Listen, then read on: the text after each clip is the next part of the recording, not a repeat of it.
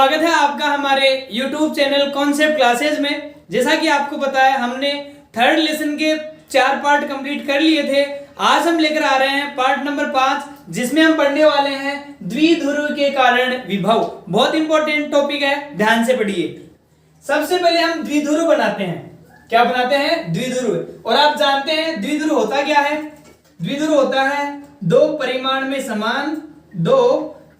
में समान प्रकृति में विपरीत आवेश एक दूसरे से अति अल्प दूरी पर उपस्थित हो तो इस निकाय को हम क्या कहते हैं? द्विध्रुव कहते हैं।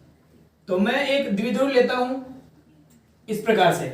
यहां दो आवेश हैं जो परिमाण में एक समान है और प्रकृति में विपरीत, ये माइनस आवेश और ये धन आवेश। ओके, इनके बीच में एक मिड पॉइंट है जिसको मैंने नाम दिया है O। और अपन जानते हैं द्विध्रुव के जो दोनों आवेशों के बीच की दूरी अपन उसको 2a से दिखाते हैं। और ये मिड पॉइंट से लेकर मतलब यहां से यहां तक की दूरी होगी a और यहां से यहां तक की दूरी होगी ये भी a। ओके, मैं a इसको थोड़ा अलग दिखा देता हूं। ये लीजिए, ये भी a और ये भी a। ओके, और हमें क्या ज्ञात करना है? विभव ज्ञात करना है। तो विभव हम किसी न किसी पॉइंट पे ज्ञात करेंगे। तो मैं क्या मानता हूं, इस O बिंदु से R दूरी पर कोई बिंदु P उपस्थित है। इस O बिंदु से R दूरी पर कोई बिंदु P उपस्थित है जिस पर हमें द्विध्रुव का मान ज्ञात करना है। द्विध्रुव के विभव का मान ज्ञात करना है। ओके, तो अपन क्या देख रहे हैं? ये जो OP रेखा है, वो द्विध्रुव की अक्ष के साथ कितना कोण बना रही है? थीटा कोण बना रही है। मैं मानता हूं कितना कोण बना रही है? थीटा कोण बना रही है। ओके, अब हम क्या देख रहे हैं? हम देख रहे हैं ये जो माइनस आवेश है इससे बिंदु P कोई ना कोई दूरी पर उपस्थित है और ये धनावेश भी कोई ना कोई दूरी पर उपस्थित है। तो अपन यहां से डिस्टेंस मान लेते हैं। मैं क्या मानता हूं, ये जो बिंदु, ये माइनस Q आवेश है इस बिंदु P से मैं मानता हूं R1 दूरी पर उपस्थित है और ये जो प्लस आवेश है ये मैं मानता हूं इससे R2 दूरी पर उपस्थित है। ओके, अब हमें पता है सबसे पहले इस आवेश का निकालेंगे, फिर इसके विभव निकालेंगे, दोनों को अपन जोड़ देंगे तो कुल विभव का मान हमारे पास प्राप्त हो जाएगा। ओके, सोल्व करते हैं। तो मैं लिखता हूं सबसे पहले किसके कारण? माइनस Q आवेश का विभव। तो मैं लिखता हूं माइनस Q के कारण विभव। माइनस Q के कारण विभव। सबसे पहले अपन माइनस Q आवेश का विभव का मान लिखेंगे। मैं इसको मानता हूं V1 और V1 बराबर, आप जानते हैं धनावेश का जो विभव होता है KQ/R और ऋणावेश का जो विभव होता है माइनस KQ/R। क्योंकि ऋणावेश का माइनस ले लेते हैं तो हो जाएगा ये माइनस KQ/R। R कहां से कहां तक? इस A से बिंदु P की दूरी कितनी है? R1 है। ये लीजिए R1। और हमें पता है इस ये OP की दूरी कितनी है? R है। इसको R दिखा दो। ओके, इसी प्रकार से इसको एक बार समीकरण नंबर नाम 1 दे दीजिए। इसी प्रकार से किस कारण देखेंगे? प्लस Q आवेश का विभव। तो इसी प्रकार लिखते हैं, इसी प्रकार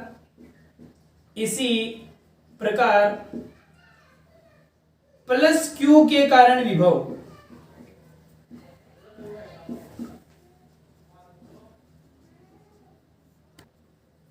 इसके कारण जो विभव होगा धनावेश कारण वो होगा V2 बराबर, और हम जानते हैं धनावेश का विभव होता है प्लस KQ/R। तो जाएगा ये प्लस KQ/, यहां से बिंदु P की दूरी कितनी है? R2। तो अपन लिखेंगे KQ/R2, समीकरण नंबर 2। ओके, हमें क्या करना चाहिए? कुल विभव चाहिए। द्विध्रुव के कारण, माइनस के कारण इतना, प्लस के कारण इतना, तो कुल को अपन जोड़ देंगे, तब लिखेंगे तब विभव। जो कुल विभव होगा V, उसमें अपन दोनों विभव को जोड़ देंगे तो अपन क्या लिखेंगे? V1 plus V2। आगे V बराबर, हम क्या करेंगे? V1 और V2 के मान यहां रखेंगे। तो आप देखिए V1 का मान नेगेटिव है, V2 का मान पॉजिटिव है। तो पहले अपन पॉजिटिव मान रखेंगे, उसके बाद नेगेटिव रख लेते हैं। तो कितना मान रखेंगे? KQ/R2 माइनस हो जाएगा, बोलो कितना? KQ/R1। ओके, आगे इसको सोल्व करें अपन, तो आगे ये सोल्व हो जाएगा, बोलो कितना? V बराबर, आप ध्यान से देखिए KQ हमारे पास कॉमन आ रहा है तो अपन लिखेंगे KQ। अंदर कितना बचेगा? यहां बचेगा 1/R2 माइनस यहां बचेगा 1/R1, ये लीजिए 1/R1। ओके, हमारे पास ये एलसीएम आ सकता है तो अपन लिखेंगे v बराबर के क्यू, बाहर का बाहर चलेगा और यहाँ एलसीएम आ जाएगा कितना, R1 R2, ये लीजिए R1 है R2, यहाँ R2 से R2 कट जाएगा तो बचेगा R1, यहाँ R1 कट जाएगा तो बचेगा R2, ये लीजिए, इसको नाम देता हूं मैं समीकरण नंबर 3। ओके, अब हमें क्या करना है, इन R1 और R2 का मान, R1 और R2 का मान इस डायग्राम से इस R और A के रूप में निकालकर हमें कहां रखना है, इस R1 और R2 में जो समीकरण नंबर 3 है उसमें हमें R1 और R2 का मान रखना है। ओके, आप ध्यान से देखिए, हमें इस परिपत्र इस डायग्राम में कौन कौन सी वैल्यूज पता है, हमें पता है यहां ये a दूरी पता है क्योंकि द्विध्रुव के दोनों आवेशों के मध्य की दूरी कितनी है 2a, जो अल्प दूरियां हैं। हमें और कौन सी दूरी पता है, ये r दूरी पता है जो इस O पॉइंट से बिंदु P तक की दूरी है जहां विभव का मान ज्ञात करना है। ये R1 और R2 अज्ञात है तो हमें क्या करना पड़ेगा, R1 और R2 के मान ज्ञात करने पड़ेंगे, यहां रखने पड़ेंगे। ओके, आप ध्यान से देखिए, हम ध्यान से देखते हैं तो हमें क्या प्राप्त होता है, अपन जानते हैं ये जो द्विध्रुव के दोनों आवेशों की जो मध्य की दूरी होती है 2a, वो अल्प होती है। ओके, मतलब ये जो r का मान है वो इन a की तुलना में बहुत अधिक है और हमें किसका मान ज्ञात करना, R1 और R2 का। तो अपन R1 और R2 का मान ज्ञात करने के लिए क्या करेंगे, R1 और R2 का मान ज्ञात करने के लिए इस OP रेखा को आगे बढ़ाएंगे, इस OP रेखा को आगे बढ़ाएंगे और इस OP रेखा पर इस A और B से लंब डालते हैं। ओके, अपन लंब डालते हैं तो मैं यहां से इस पे लंब डालूंगा, जैसे अपने को पता है जैसे लंब डलता है वहां 90 डिग्री का कोण बन जाएगा। ओके, और यहां से इस पे लंब डालता हूं, ये लीजिए यहां से इस पे लंब डाला तो ये भी कितना डिग्री का कोण बनेगा, 90 डिग्री का कोण बनेगा। ओके, मैं इसको पॉइंट बनाता हूं C, मैंने पॉइंट बनाया इसको C और इसको पॉइंट बनाता हूं मैं D। कौन सा पॉइंट बनाया मैं इसको D, ये C और D। तो एक बार मैं लाइन लिख लेता हूं, यहां पर क्या लिखता हूं मैं, चूंकि A1 लिखते हैं अपन, R1 व R2 के मान ज्ञात करने के लिए OP को आगे बढ़ाकर बिंदु A व B से लंब डालते हैं तो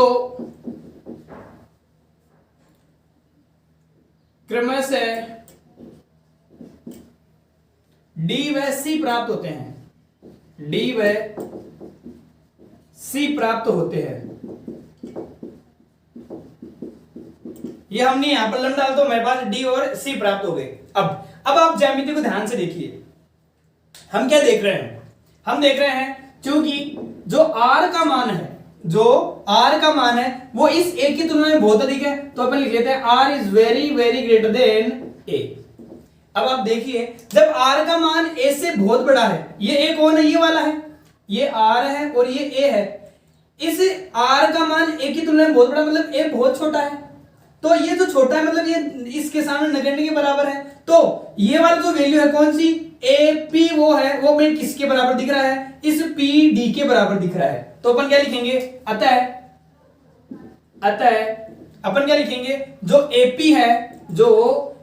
है वो किसके बराबर दिखता है, वो दिखता है हमें DP के बराबर, लगभग ऑलमोस्ट के बराबर दिखता है। तो मैं लिख लेता हूं DP। तथा एक चीज और देखिए, जबकि जो ये BP है हमें R2 कहां मिलेगा, BP में, तो जो BP है वो उसमें भी ये जो A है वो छोटा है इस R की तुलना में, तो ये बिल्कुल छोटा मान प्राप्त होने वाला है। तो अपन इसको किसके बराबर मान सकते हैं, CP के बराबर मान सकते हैं। तो अपन क्या लिखेंगे, BP बराबर ये BP बराबर क्या हो सकता है, CP हो सकता है।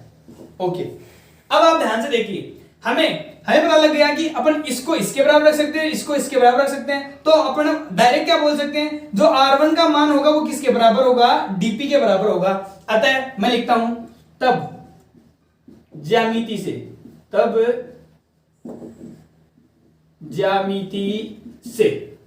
अपन क्या लिखेंगे, अपन जो AP है, ये जो AP है वो किसके बराबर है, DP के बराबर। तो अपन क्या लिखेंगे, R1 बराबर क्या लिखेंगे, dp, और dp किस किस के बराबर है, OD प्लस OP के बराबर, तो लिखेंगे OD प्लस OP के बराबर। एवं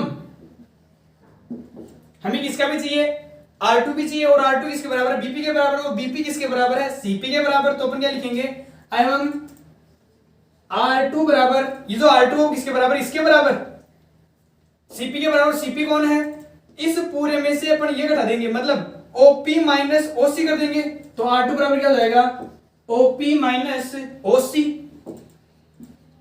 ओके, ये किस किस के मान प्राप्त हो जाएंगे, R1 और R2 के। और आप ध्यान से देख सकते हैं जो OP का मान है वो किसके बराबर है, R के बराबर है। तो अपन क्या लिखेंगे, तब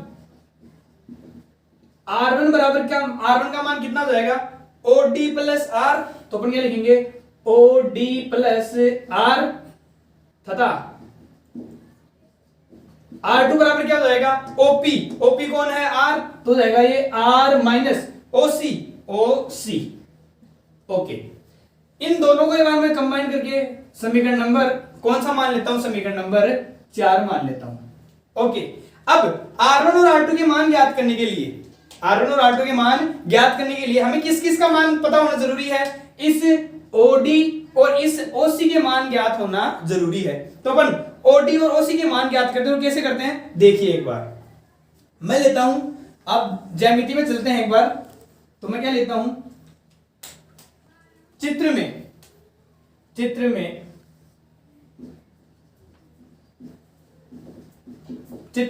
आप देखिए बात, आपको इस चित्र में जो OD वो कहां प्राप्त होने वाला है, OD, ये रहा OD।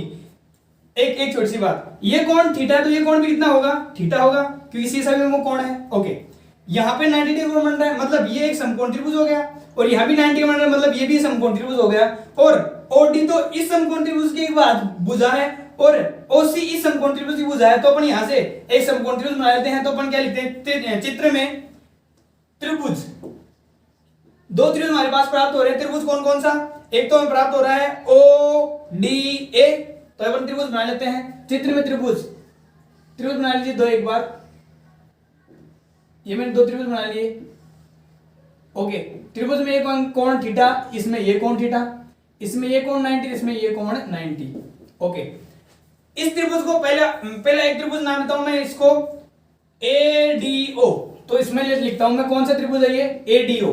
तो ADO बनाइए, D पे 90, थीटा का प्राप्त हो रहा है O पे, थीटा का प्राप्त हो रहा है O पे, और जो बचा हुआ कौन होगा A, ये लीजिए A।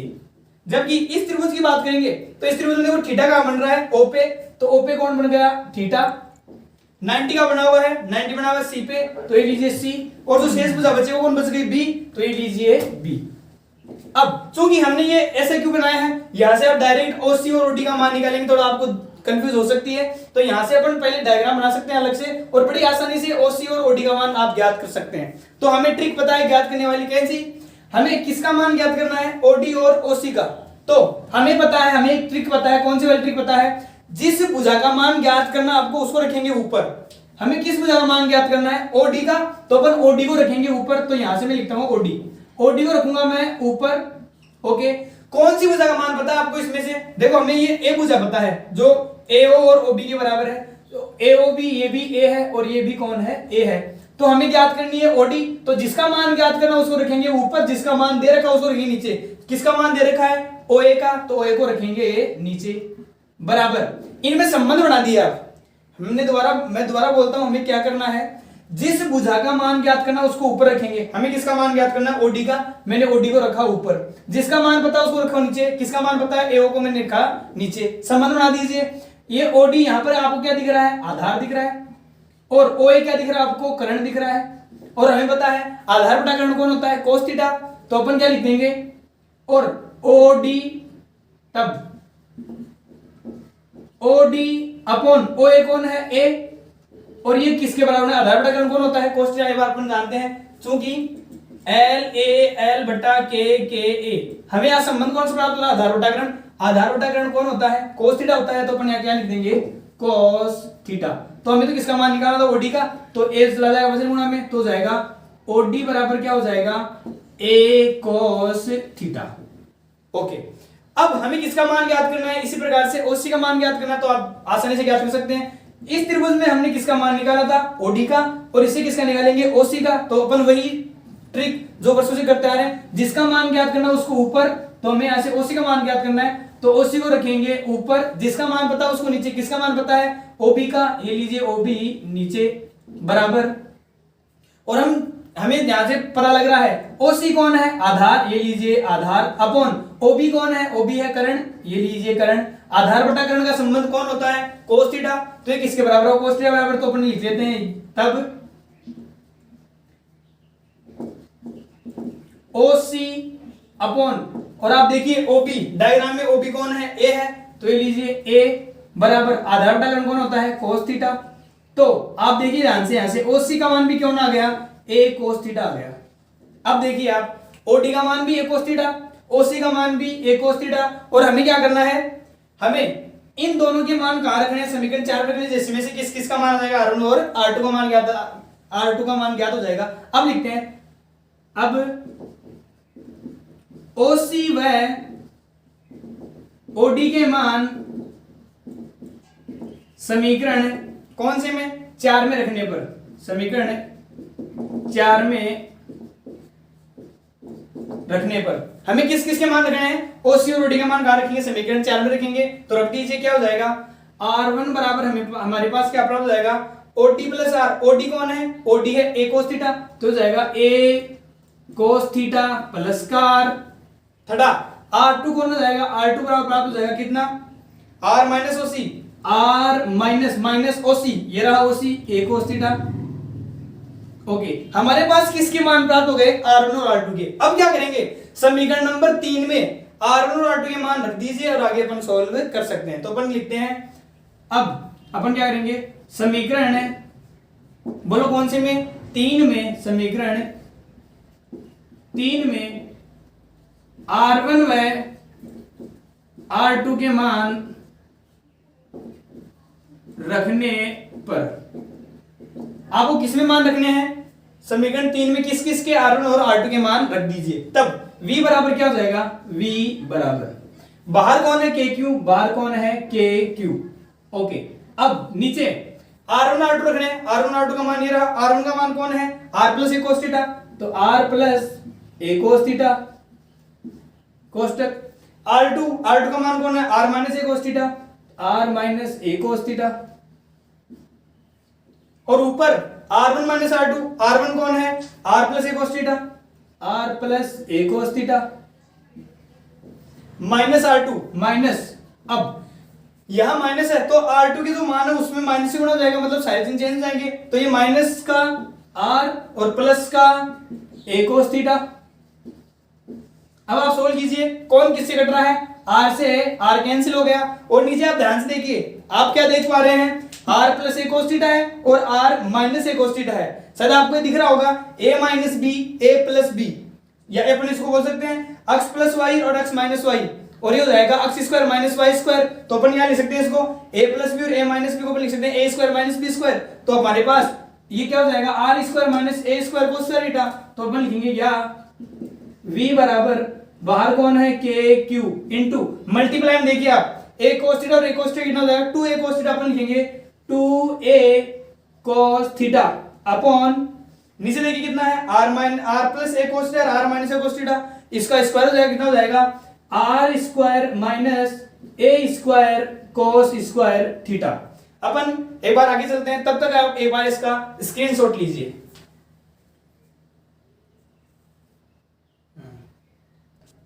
अब अपन आगे चलते हैं, तो आप ध्यान से देखिए, हमारे पास v बराबर प्राप्त हुआ के q into 2a cos theta upon r square minus a square cos square theta.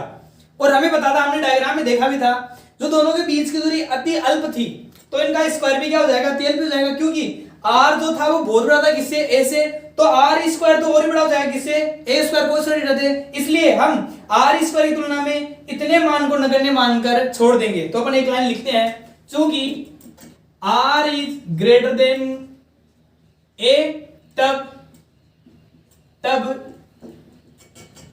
r square की तुलना में आर स्क्वायर की तुलना में ए स्क्वायर कोस स्क्वायर थीटा को नगण्य मानकर छोड़ने पर अपन इस आर स्क्वायर तुलना में इस मान को छोड़ देंगे तो हमारे पास जो विभव का मान प्राप्त होगा वो हो जाएगा v बराबर, ऊपर देखिए कितना है, k q into 2a cos theta upon r square.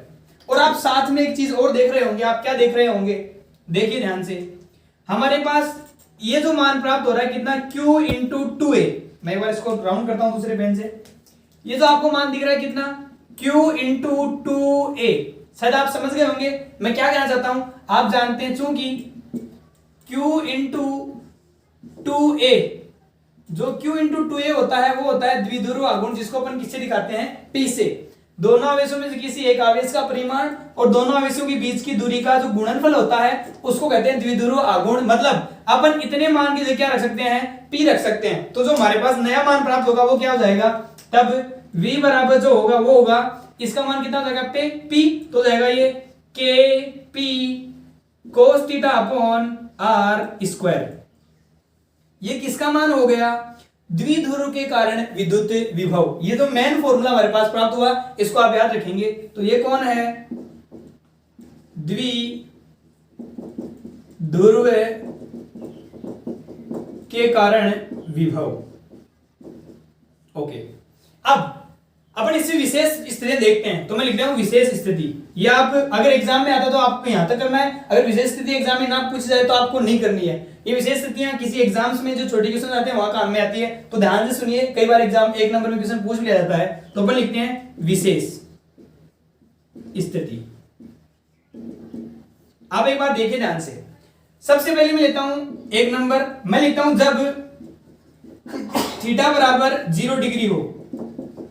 जब मैं थीटा बराबर कितना करता हूं, 0 करता हूं, तो आप देखेंगे क्या हो जाएगा, तब v बराबर क्या हो जाएगा, k p cos 0 upon r square. और आप जानते हैं cos 0 का मान कितना होता है, 1, तो हमारे पास मान कितना हो जाएगा, k p upon r square.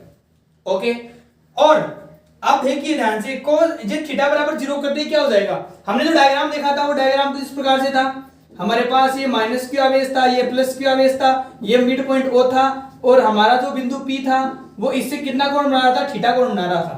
अब आप देखिए ध्यान से, यहां मैंने क्या लिखा है, थीटा बराबर कितना करने पर, 0 करने पर, थीटा बराबर 0 करेंगे तो ये बिंदु पी इस जगह जाएगा, मतलब इस अक्ष के ऊपर आ जाएगा। तो हमें यहां से क्या दिख रहा है कि ये जो मान प्राप्त हो रहा है ये अक्ष पे हो रहा है, निरक्ष पे हो रहा है, अक्ष पे हो रहा है, मतलब ये किसको दिखाएगा, अक्ष पर विभव।